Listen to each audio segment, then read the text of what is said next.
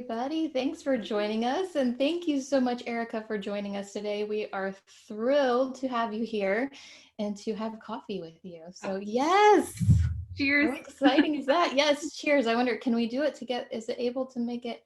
I know, it's like, it depends where your video is. That's fantastic. So thank you again for joining us. And just let's jump right in, because I know we have a lot of questions that I want to ask you, but then the military spouses out there joining us today want to ask you. So let's just kick it off with, can you tell us a little bit about yourself and how can we learn more about you?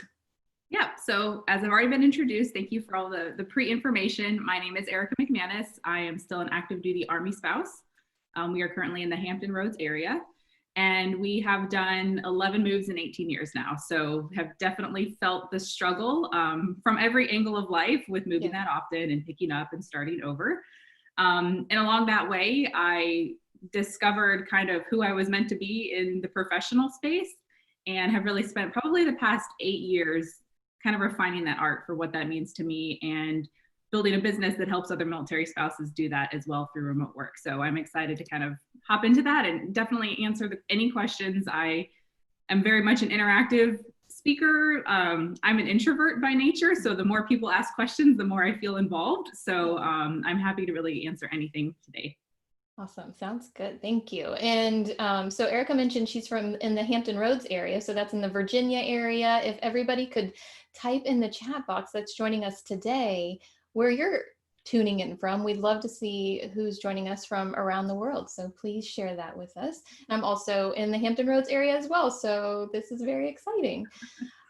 So let's jump into, can you share your story of what you were up to before you were a military spouse and your journey between then and now? Sure. It's actually a funny question, because I kind of feel like in my adult experience, I have always been a military spouse. So I married someone in the military when I was 21 years old, so straight out of school. Yeah. And he actually proposed to me like 3 weeks before 9/11 happened. So him going into the military that following spring after we all graduated, like we came straight into the military, during that time. So very like unique way to enter into the military as a military spouse. And those kind of first 7 years were very formative, and we were apart more than we were together, long, hard deployments with a lot of, struggle and tragedy back to back. So really interesting time to have decided to fall in love with somebody in the military and enter that lifestyle. So yeah, since I'm 21, I've been in the military community one way or another, and have just had to learn through what that means to support a spouse. And I think the biggest struggle is to find who you are as an individual through that journey. Yeah. So as a military spouse, and you started, young at 21, what brought you to where you are now? Because I know we mentioned instant teams. What made you brainstorm that up? How did that happen?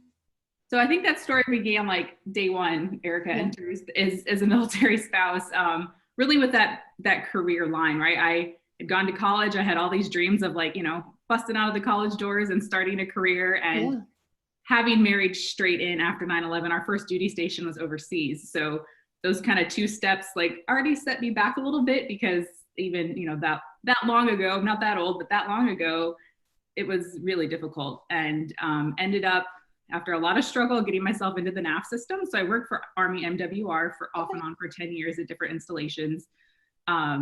Great program, great fit for military spouses, because there are installations everywhere. Yeah. But those jobs aren't as easy to get as people think. So we ended up hitting 3 moves in 3 years, and I had baby number 2. And that was like right at 30, 31. And I was like, awesome, I'm done. Like, I will never work again. Like, any semblance of a traditional career is just not going to be on the table for me. Right. So kind of had a mini pity party. Like, I remember it very specifically. And, kind of when you feel like you hit rock bottom, like something comes to you, right? So that opportunity was a friend of a friend who had gotten out of the military, got his MBA, and was doing Silicon Valley startup stuff. And we happened to be in Monterey, California at the time. Oh, very cool. And he reached out and said, hey, you're not doing anything. I'm like, great, it's very apparent I'm doing nothing right now.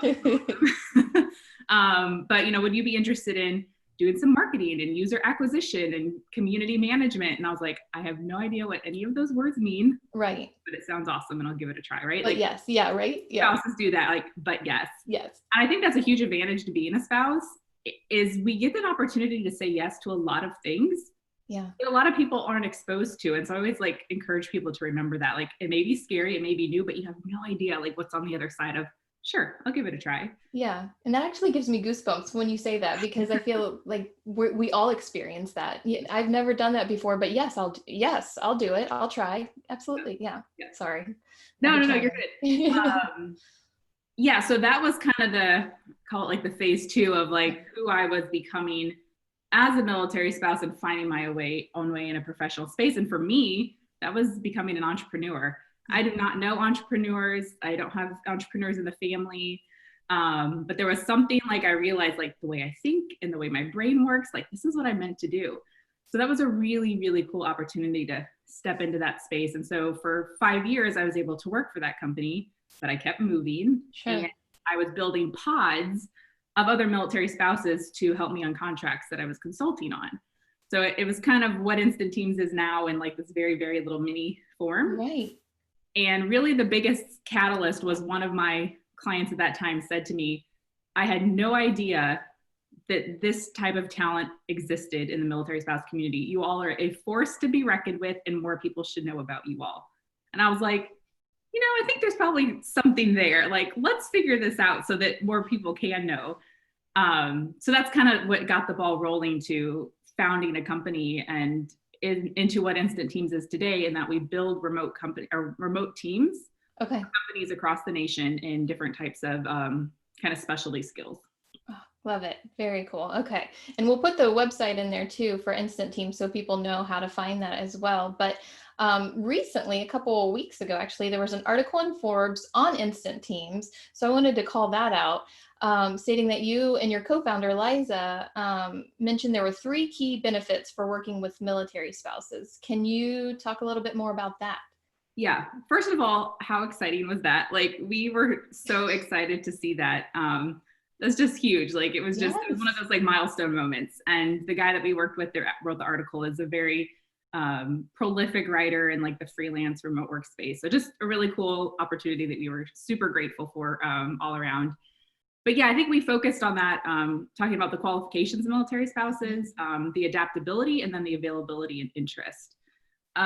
Qualifications, if you're a military spouse, you're always like, I'm qualified, like I can do this, right?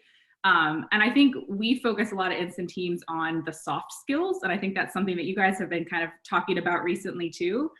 And in learning how to empower spouses to use those to their benefit when they're going out there and looking for jobs. Because a lot of organizations and corporations are looking at those more human-centric connection.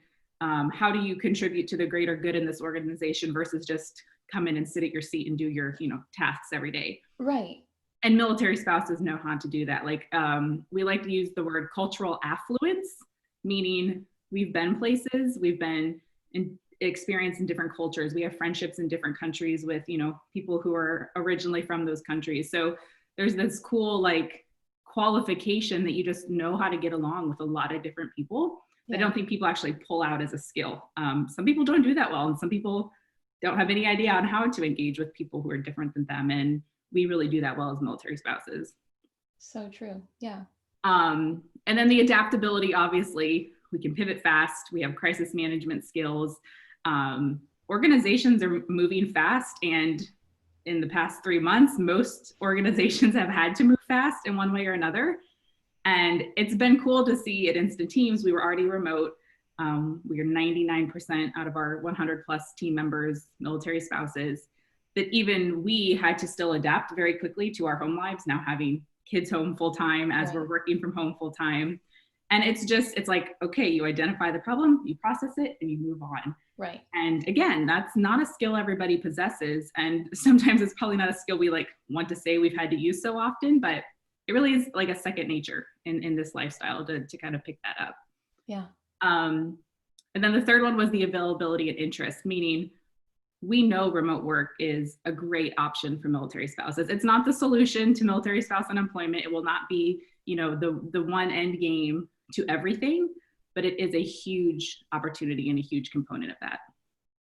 I love it. And I feel like so many of us should get a notebook out and just take notes on all of this. I wasn't expecting, but just there's so much stuff that we can pull out of this to apply to how we're living today and Yeah. with our careers. So thank you. And again, congratulations on that. That is huge with the Forbes piece. I'm going to pause there because I see the chat box is exploding. So Liz, is there anything that should be on our radar right now, or any questions that have popped up?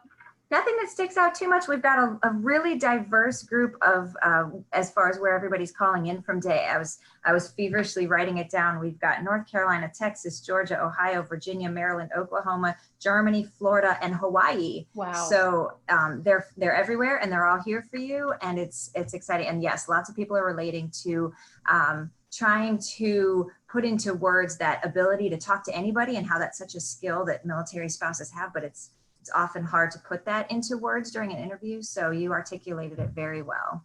Yeah.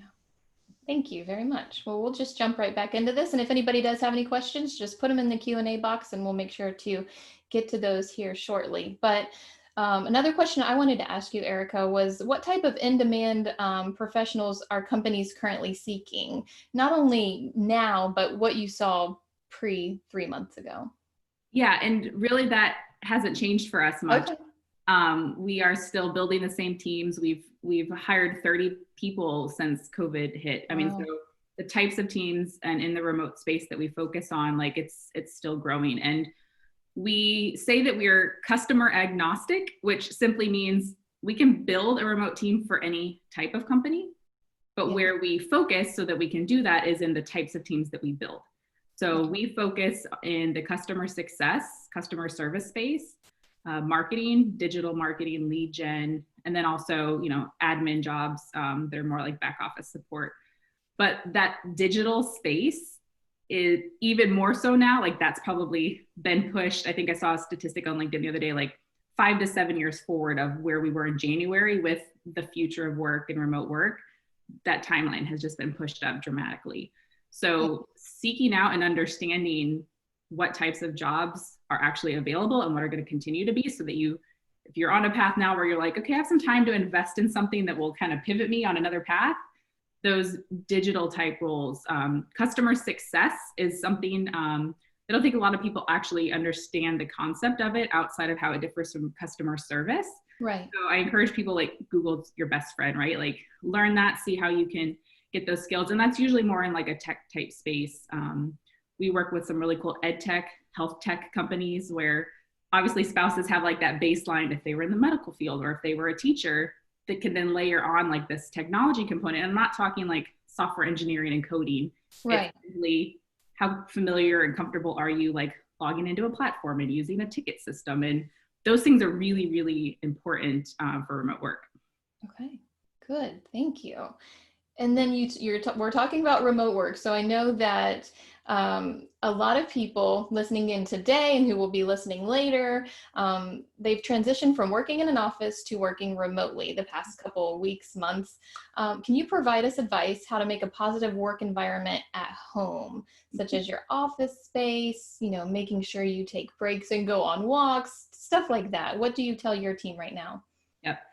So that has changed. There was kind of a normal for us in remote work pre-COVID, meaning we all work full-time from home or part-time from home. We really encourage people to have a dedicated space. I don't have a room, we move often. We don't really get to choose a lot of where we work from. I'm literally in a corner of a big, long open room, but I've crafted it to look like, oh, I'm in a nice little closed space. So a dedicated space is really important. It helps your workflow. It helps your just professional presentation. The biggest thing that has changed is the layer of family around now. Like 5 minutes ago, it's a 4-day weekend, right? Because we're all military. I was like, hey, I'm gonna need you to take the kids through a drive-through for lunch somewhere between 11 and 2 because I have a live. So it's like this whole new component of family management. And we have team members who have spouses who are deployed, who now have 2 kids under the age of 3 home with them. And you're like, and they still want to work. So we've just had to figure out new ways of, whether it's the hours or the communication, like what we use. So the dedicated space is huge. And then just knowing, especially right now, like what's going to work for you. Don't overcommit yourself. There's enough stress and strain happening all around us. It's a hard question to answer because I really like to say that it's a different situation for every family, and you just kind of have to seek out what that looks like and how that feels, and not assume you're doing it wrong because how you're surviving through the day working from home with your family around looks different than maybe what your neighbor's doing. Right, exactly. And I think it is important because I've been a remote in the remote workspace for quite a while now, and taking the breaks that you need, making sure that you do get up and walk around a little bit too is so important. Yeah. But in addition to that, this is kind of off topic, but I heard that because so many people are working from home now, that they're all using their kitchen chairs as a seat, you know, and they're trying to find a new chair online, something that's a little bit more comfortable, but they can't find one. Yeah. So that's funny. I actually just had previously I had a really comfy, like, living room type chair, like really big and overstuffed here in the corner. And it was amazing. It was just so comfortable. Well, we like rearranged stuff because we're military and we haven't moved, and we're like, oh, let's just rearrange the house. And so my husband moved the chair back to the living room. So now I'm on something. I'm like, yeah, this just isn't going to work. I'm going to here. Yep. Well, you're not going to be able to find anything for it. Oh, I love it. Okay. So we went through the positive work environment. Okay. So what's the best way to communicate with our remote teams? Because so many of us are working in this environment right now. How do we go from in-person to online, and what's kind of the best way to manage that? So this is one of my favorite topics. Having had to build a remote organization that serves other companies with remote teams, like we had to have our communication process down first. Like you cannot be successful unless that's in place. And we see a lot of organizations struggle with it pre-COVID, and especially now because they've been forced into it. And that's a hard transition to make because communication, even in a really thriving organization, can be pretty bad behind the scenes. Sure. So my top recommendations are to be very intentful and purposeful in how you're communicating, to the extent where it may almost seem like you're over communicating when you're working with people daily. We use tools like Slack. So Slack is almost like our office space. If we were in an office building together and you like pop over a cubicle to ask a question, like that's how we use Slack. And we organize our different departments and our different teams into different channels. So we can literally just pop into the different channels and talk to people. Yeah. But in the way that we communicate in those channels, it's really, really important, especially when you're remote. So keeping people in touch with what you've done in your process, especially if it's, you know, a piece that needs to be complete before another team member can activate their job. Yeah. There's a lot of process involved, and those pieces have to be communicated, which is cool about remote work, because it becomes very productivity result oriented versus I clocked in, I'm sitting at my desk and I leave. Right. Because you have to present what you're doing and communicate in order for people to know that you're getting your work done. So that's been a cool, just kind of cultural piece for us to see develop. But Slack, we use Trello to communicate on like projects. So if there's deadlines, if there's due dates.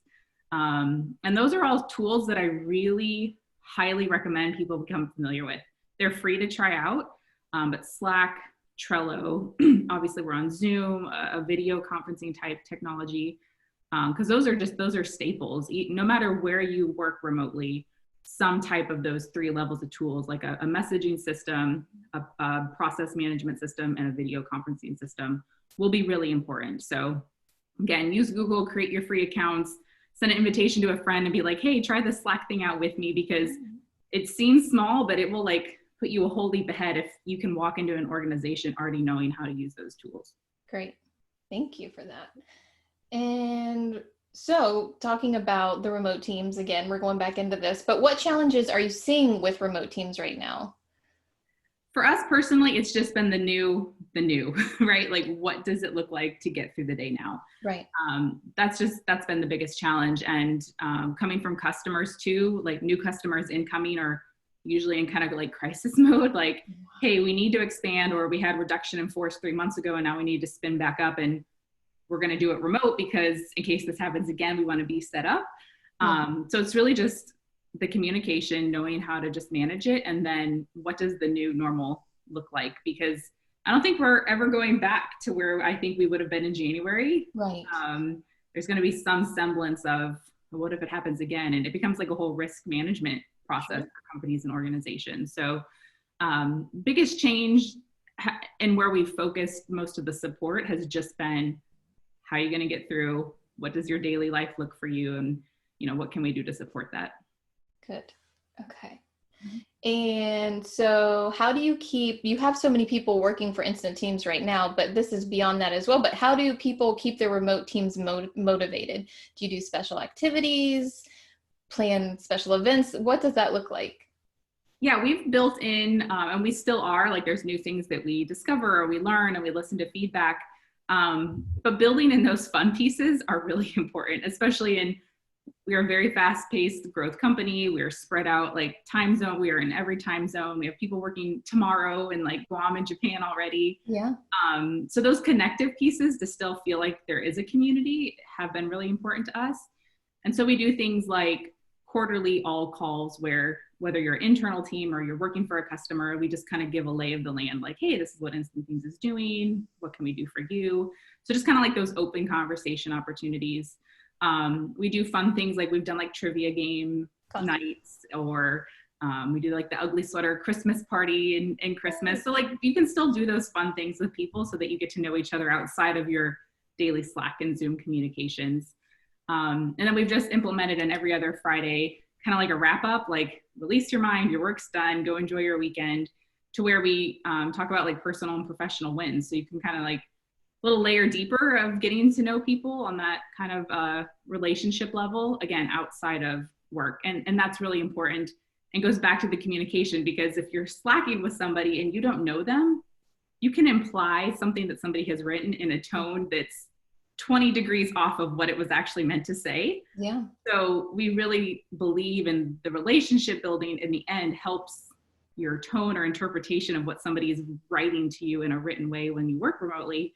And it can kind of save a lot of time and hassle and figuring out those dynamics. Yeah, absolutely. And for our people in the chat box, let's do that right now for your wins this week. If you guys want to all type in your wins that you've had this week, something that great that happened to you, let's all put that in there. That would be a lot of fun to see the wins with our group today. Great. I love that. Thank you.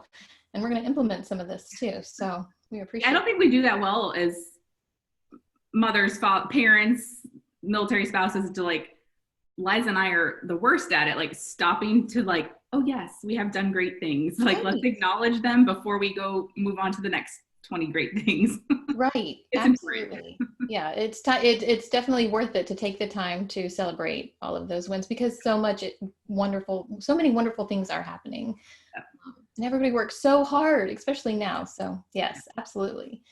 And then many military spouses are entrepreneurs, are looking into becoming an entrepreneur because of their dreams, or this is just like maybe the time to look into being one.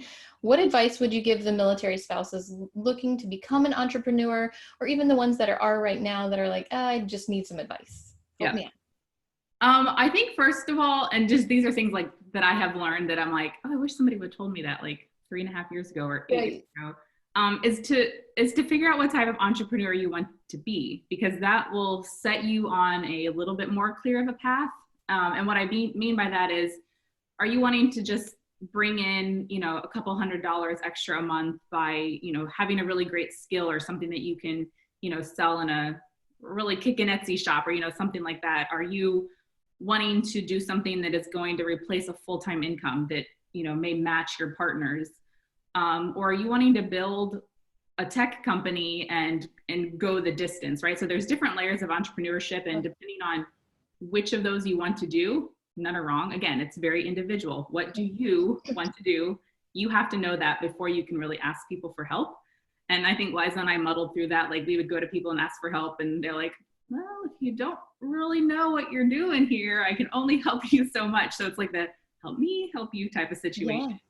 So just kind of like lay out that plan. If you're interested in something, if you have an idea, decide what that's going to look like, because also the time commitment is 100% different. You can have a really profitable side hustle where you're putting in, maybe part-time hours a week and working on a couple hours on a weekend to catch up. You can have a full-time consulting job where you are booked 8 to 5 because you're cranking it out and you're making, great headway in your brand and your company.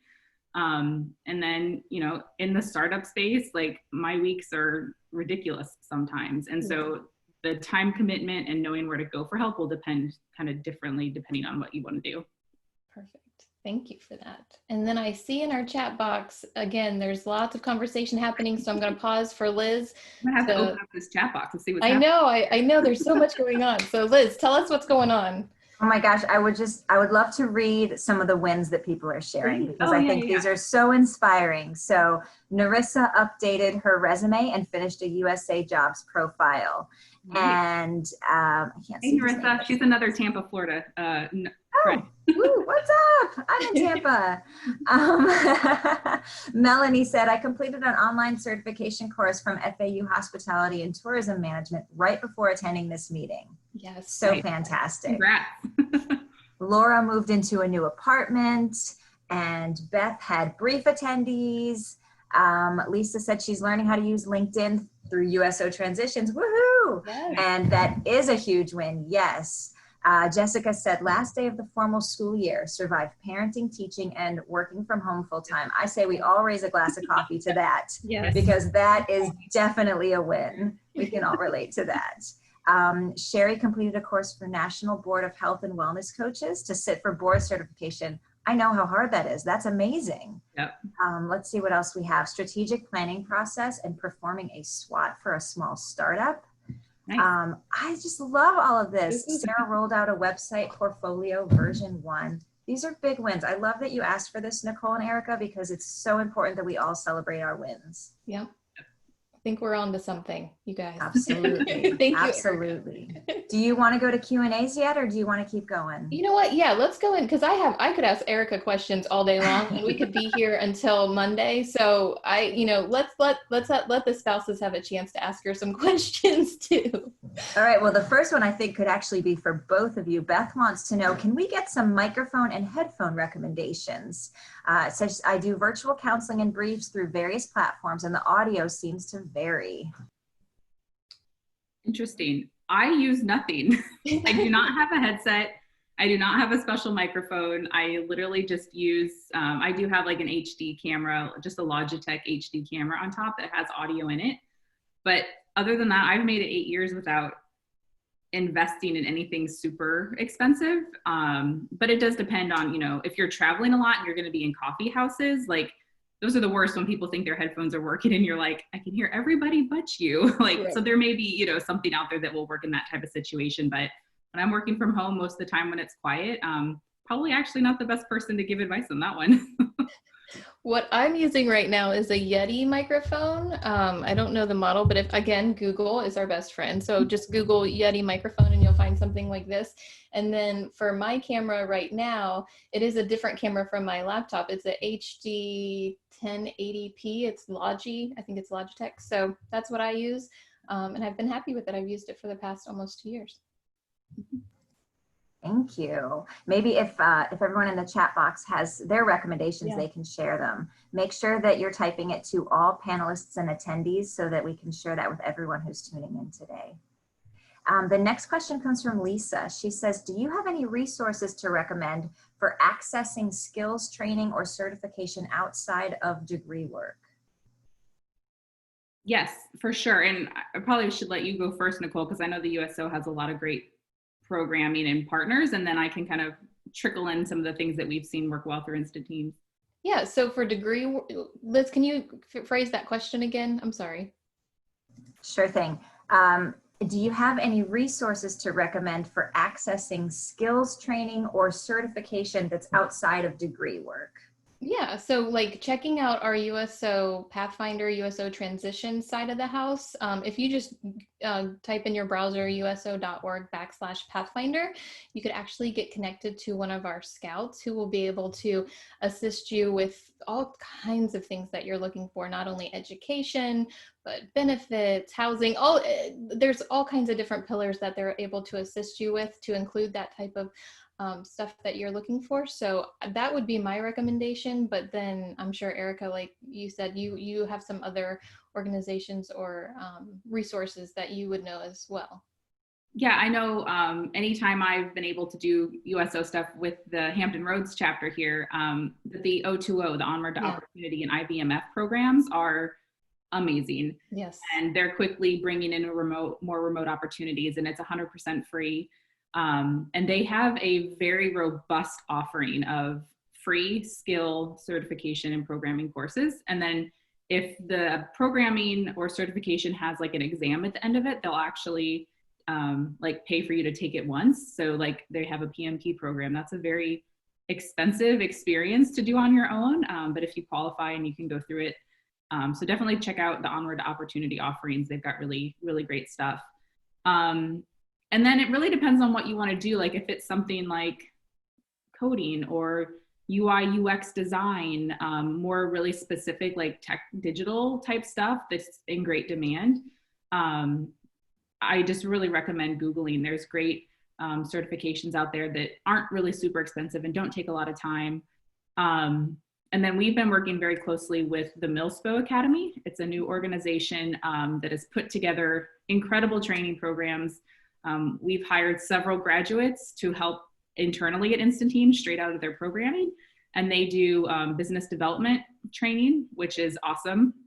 Basically, business development reps work for technology companies or high growth companies and are kind of the demo person. They're like, hey, you know, this could be a great solution for you. Like, you know, do you have time to let me walk you through it?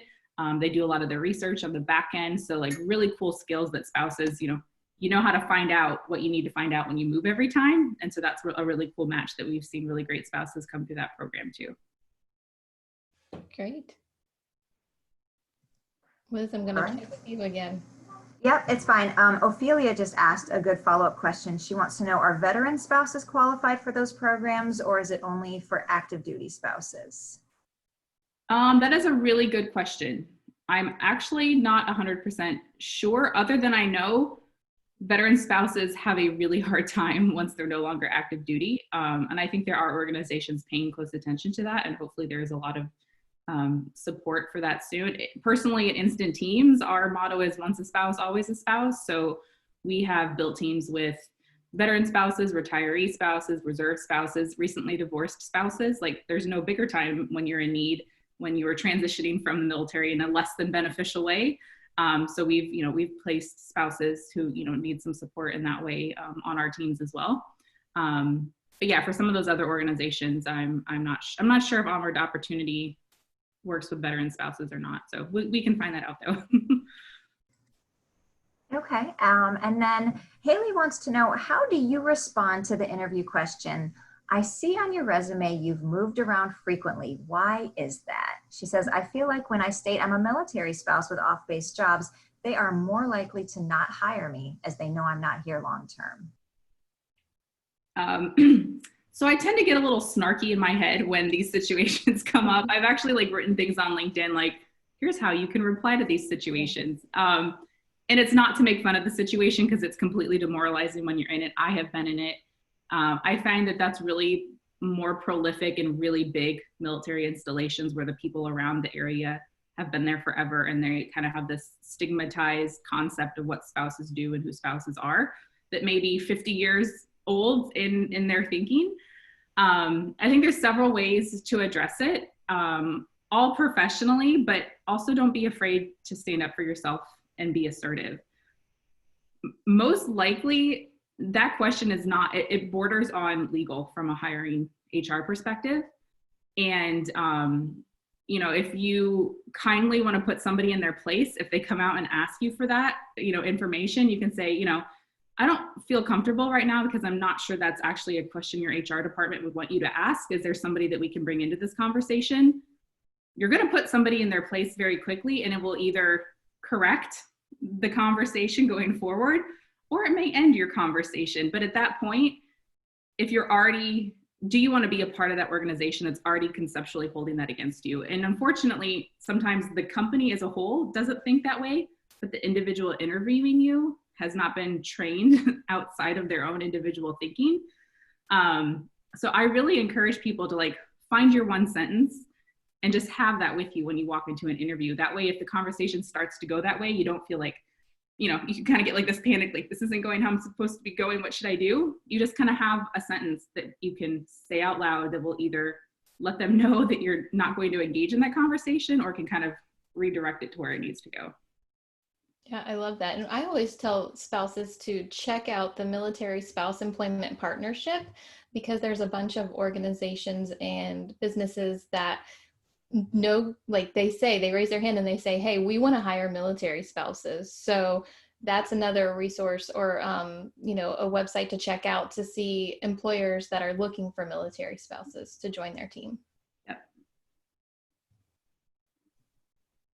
Liz, okay. Yeah, we've got lots of great questions in the Q&A, so I'll keep going until you tell me to stop.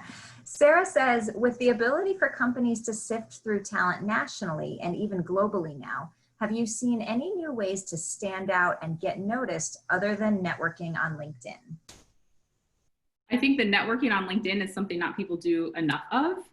You know, if you've interviewed for a job, usually you can kind of follow a trail of who in that chain of command, like who's the department head, who's going to be your interviewer, connecting with them on LinkedIn. I actually just answered, we had a internal LinkedIn kind of workshop on Wednesday. There is nothing wrong with reaching out to somebody before you've gone into an organization. Like if there's 400 applications sitting on somebody's desk and a week ago you were like, hey, I'm Sarah, and they come through Sarah's, they're like, oh, I remember her on LinkedIn. Like it is just going to be this automatic, like one little tiny notch up in pulling you out of the crowd.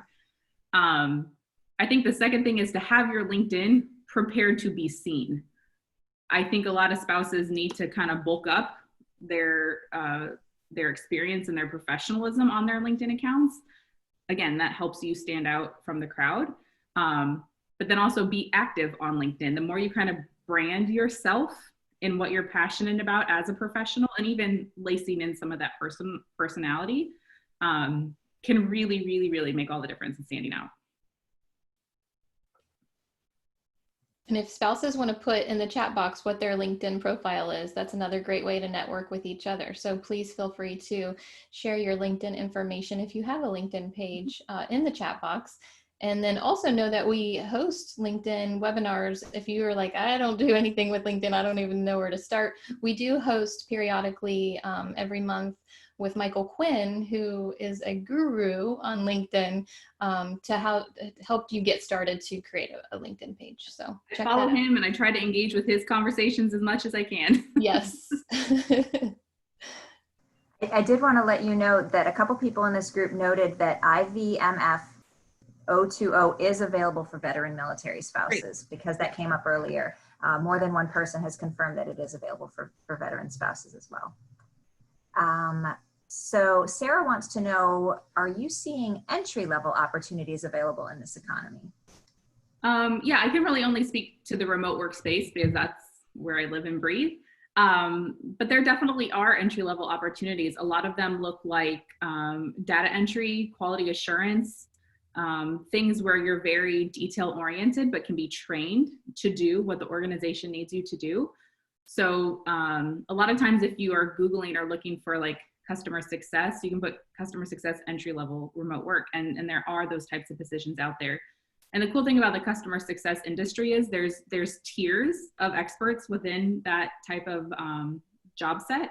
And so there's a cool opportunity, you know, to work your way up. I didn't know that there were VPs of customer success departments until we started building a company. I'm like, oh, this is really cool. So yeah, there's definitely entry-level opportunities. And a lot of times if it's in more of the tech kind of up and coming company space, there's even more opportunity to like quickly prove your worth to be able to go through those different kind of promotion type steps. I see everybody's sharing their LinkedIn profile. So this is fantastic. Thank you guys for sharing. It's very cool. I hope we can all connect with each other on LinkedIn. Yes. I'll even put mine in there. The last question we have for now in the Q&A box is from Dee. She says, good morning. How long should military spouses expect to wait before they're contacted by instant teams? Awesome. Yeah. So what we do is every week, I have an amazing workforce development specialist. She's been a part of our team for 2 years now. Every week she reaches out to anybody new from the previous week that has made a profile.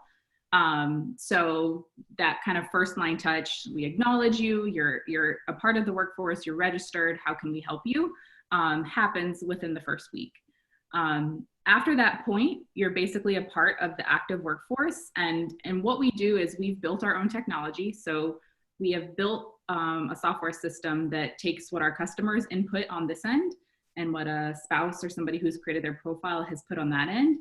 And it gives us like the top matches. So then we can have our team go through and decide, who is the top based off of all the qualification, parameters to build this specific team to. So that period of time, it's hard to give a time frame on it because it depends on the types of customers we're bringing in. And I know that can be frustrating. Nobody wants to like wait, it's hard. Everybody needs jobs right now. We have about 10,000 military spouses registered waiting for remote work. We have about 112 now actively working. And so it's just, we're only 3.5 years into building a company, and we've just brought in a sales team and a marketing team to hopefully crank in more customers so we can bring in more spouses. So it's definitely a whole process. But just know, like, we are here working all day long. I say 24/7 because we have people in every time zone. So there's pretty much somebody working in instant teams at all hours of the day.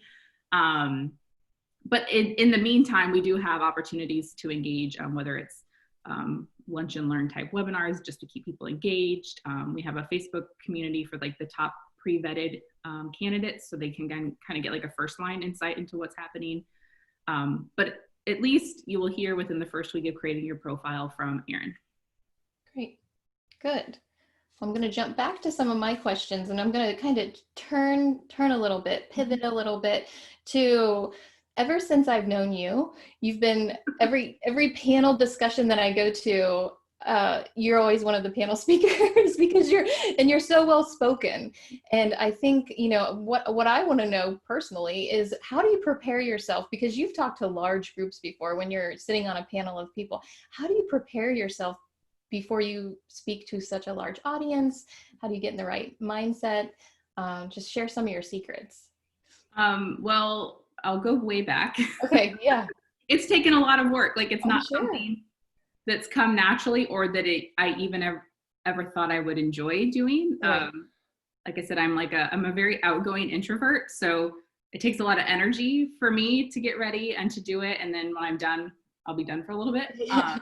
Especially like 3 or 4 day conferences where like it's just energy 24/7. So I've done life coaching. Like, I have invested into actual one-on-one personal development and have learned what personal development and self-development books can bring to you. Like, really great prolific people like Brene Brown and Simon Sinek, and like all of these people who I used to walk by self-help sections and be like, who needs self-help? That's a ridiculous book section. And like, if you think that, you're probably the person who should be in the self-help section, right? So just like realizing that there's just been a lot of like personal internal processing and growth that I've had to embrace to be comfortable with that. But then through the life coaching, and I actually have very specific tactics. Like, if I'm going to a 3 or 4 day conference, like, I have my like process list of things I will say yes to, things I won't do, like, just to know that I can get through it. Right.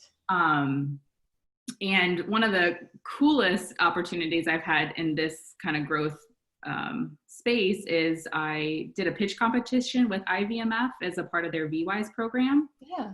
And as one of the top 5 or 7, I don't remember how many of us there were, we got a whole day with this amazing woman. Her name is Isa Sarah Bay, and you can look her up on LinkedIn. And she's one of those people that you just empowers you by sitting next to you, and you're like, what is this like emanation of power and confidence coming off of this woman? But we got a whole day with her. I mean, and she just walked us through things like, even just as women, like your stance and like opening up your hips before you, I'm like, this is kind of strange stuff, but like those things work, right? It's mindset, it's physical stance. So long story short, it's a lot of work. Yeah, but intentional time and process into being comfortable with it.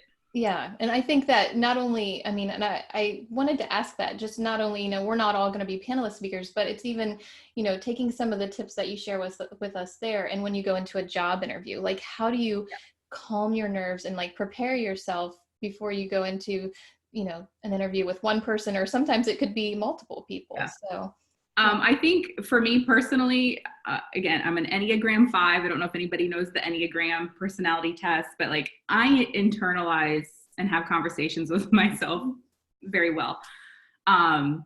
So for me, heading into anything like that, like what is the worst case scenario? Like if you just let yourself imagine and get that out of the way, right. then like you're kind of prepared for anything that comes next. If you've already gone ahead and just gone to the horrible spot, like, Right. whatever that might be in your brain, because it will never ever be as bad as you think it's going to be. So it's definitely like a mental preparation process. So yeah, whether it's going into an interview, I mean, I used to be really super nervous, like going to coffees and having to meet new incoming leadership or like those types of things. Like I would say weird things, or I would think like, like being out there in life can be very difficult sometimes. So yeah, just a lot of effortful learning and development. Yeah, no, I totally can relate saying the weird things in conversation, especially on these Coffee Connection lives. Sometimes I'm like, what did I just say? Like, why did I say that? So thank you for being so relatable. I think we could go, we'll see each other in the self-help section. Like, oh, Erica, Nicole, hey. Okay, so I wanted to also talk about, it's funny because the first time you and I met, it was just random. It was at one of our USO military spouse networking events. And that was a couple years ago when I first started piloting these events, military spouse networking events. And so the fact that you came is telling me that you were looking to grow your network at that time. So what really got you out to meet other spouses? Because you said you're an introvert. So how did you get in the right mindset to like come out and meet other spouses in a setting where you didn't know anybody? And how have you grown your networks, not only from that, but, as you've become an entrepreneur and as a military spouse? Yeah. It really just came down to nobody's going to be successful sitting alone, not knowing anybody, right? Like you have to get out there and you have to make connections. And I mean, I did that fine with, like neighbors and friendships and everything, but taking it to a purposeful level to actually seek out a network as a business owner is like a whole new level, because it doesn't really happen by chance. You literally have to be the person to say, hi, I am Erica McMannes and this is what I do and let's talk, right? So that was part of it. I knew when we moved to Hampton Roads that it's a plethora of opportunity. It's huge, right? It's like an hour and a half from the north end to the south end, basically from, Williamsburg down to Virginia Beach. And every branch of the military is here. And it's a very military conscious area. So I knew personally and also professionally, and then like in the startup space, there's a whole ecosystem of startup culture in the Hampton Roads area too. That I was really just gonna have to get out there and, maybe relatable, may make me sound crazy, but I have gone to things where like I'm there for an hour and I didn't actually talk to anybody. Just like walk around the booths and I'm like, okay, this was not great and I'm leaving. Like I probably didn't make the best use of my time in those situations. So it's a learning process, but again, I think we talked at the beginning, like just say yes, like just go because you don't know, maybe it's not meant for you. Maybe you go because somebody else is meant to meet you and you're meant to help somebody else at that event. It's not all about you. And I've seen that happen to where you're like, oh, okay. Like that's more motivating to me. Like I wouldn't have met that person if I hadn't have gone to this, event. So just say yes. Yeah, exactly. And that's something I have to tell myself too, is get out there, go meet people, don't stay inside your bubble. So absolutely. So thank you for that. And then what was another thing that I wanted to hit on? But while I'm looking at my notes, Liz, I wanted to check in with you because I see the chat box is still, there's a lot going on over there. So many people are sharing their LinkedIn profiles and it's fun. Okay. And when we're chatting back and forth about that and what's on everyone's pages, there's also people sharing information on programs with Hiring Our Heroes, has an Amplify program. Somebody shared Grow with Google a little bit earlier. So lots of chat about everything that you guys are discussing. So that's what's happening over here. I just dropped my LinkedIn in so that we can all find each other too. All right. I'll make sure everybody sees that. Perfect. Yes. Okay. And then a question I have is, how do you, and this was asked from a spouse that registered, how do you brand yourself? It's kind of a big question. That I is a like big question. it. So I think there's two sides to it. And the side I'm most passionate about talking about is military spouses have to figure out who they are as an individual. Like, and the first time that really occurred to me was when I was working in the veteran transition space, and I would meet spouses of the veteran transitioning. And all of a sudden, a military spouse has no identity when you transition out because you're no longer a military spouse. And that stops almost immediately. Like we've already touched on, like service organizations are just starting to become aware that, you know, you may need some help and assistance the day past being, you know, qualified as a military spouse. So finding who you are, because someday more than likely you won't be a military spouse. And I think that wraps back to motherhood. Like any role you fulfill in your life, there still needs to be a personal identity under that to carry you through everything, because those roles are really going to change. So definitely is something I have like muddled through. Like I said, I came in as a military spouse in a very critical time, and I was 100% a military spouse. I did FRG for 100 plus people during a 15-month deployment with an infant at home. Like, you know, like that was what I breathed and lived on a daily basis. But then I felt the burnout of that. I kind of laugh. I think military spouses are given like a certain amount of sustenance for military spousehood duties. Right.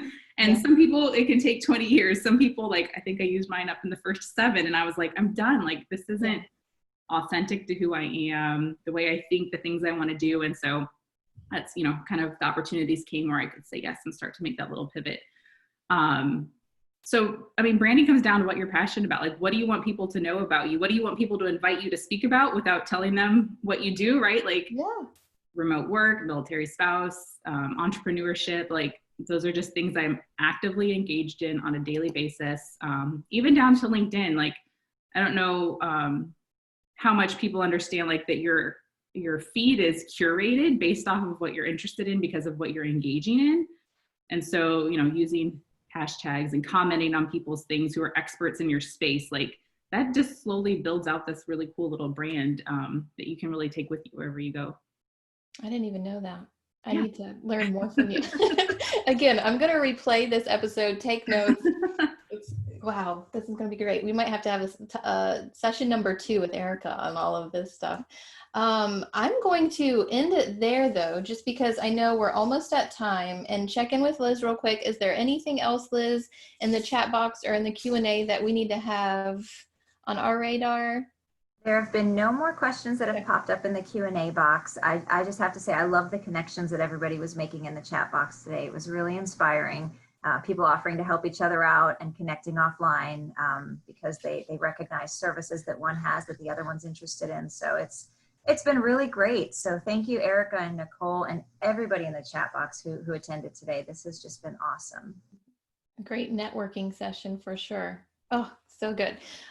So Erica, thank you again for joining us. I know for people who are in the chat box right now, you gave us your LinkedIn information.